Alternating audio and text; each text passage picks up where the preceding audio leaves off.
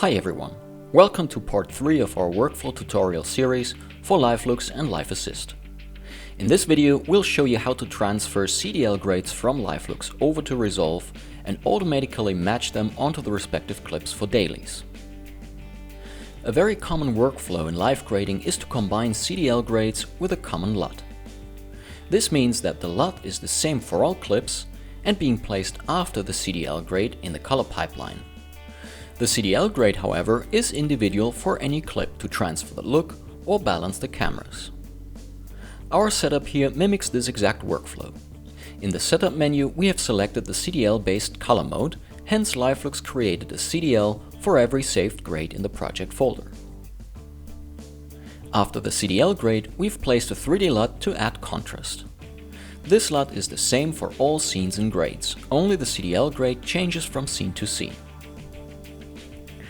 Next, in this very simple setup, we only have one camera, one shooting day and 4 different grades. These 4 grades have to be matched onto the recorded clips from the camera. With the LUT being the same for all clips, there's hardly any challenge in applying it to just all the clips in Resolve. To get the different CDL grades over just as easily, we're going to export the CDL-EDL from LiveLooks. When doing so, it depends on your setup whether you're getting one EDL that contains the grades for all cameras or one EDL per camera.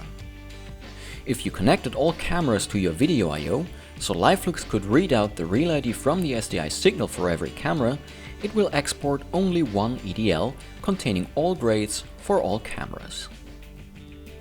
If LiveLooks was not able to read out the real ID from any of the cameras, it will export one EDL per camera. Since we right now only have one camera, the result will be only one EDL either way. If we open up the EDL, we can see the 4 events in there, one for every grade. The first grade applies to all clips recorded in between 9 hours and 15 hours. The next grade between 15 and 17 hours, and so forth. What we can also see is that LiveLooks put a valid real ID into this EDL, A004. Let's alt tab into Resolve. I have already loaded the footage and put it into a timeline. However, as you can see, the real ID column here is empty. To get it filled, we need to go to the project settings and enable Assist using real IDs from the source clip file name in the Conform options. This will put the full clip name into the real ID column. However, knowing that only the first 4 characters of the clip name represent the real ID, which is put into our EDL, we also need to enable the Limit Real Name Matching option and set it to 4. Alright, to load the CDL-EDL, right-click onto the timeline and go to Timelines, Color Trace from CDL. Select the EDL and hit Open. The next browser window asks us for a CDL collection file. Just click Cancel since we don't need to load one. All the CDL grades are already contained in the EDL we exported from LiveLooks. As you can see, right off the bat, Resolve already matched our 4 looks onto the 9 corresponding clips.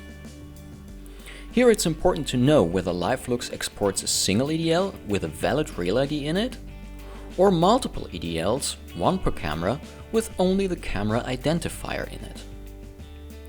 If the latter is the case and our EDL would only contain the camera ID, A in this case, and not a valid real ID, we'd have to tell Resolve to ignore real names by checking this checkbox and only match based on timecode. Obviously, we then have to make sure to load the ACAM EDL onto the ACAM clips and not some other camera's clips.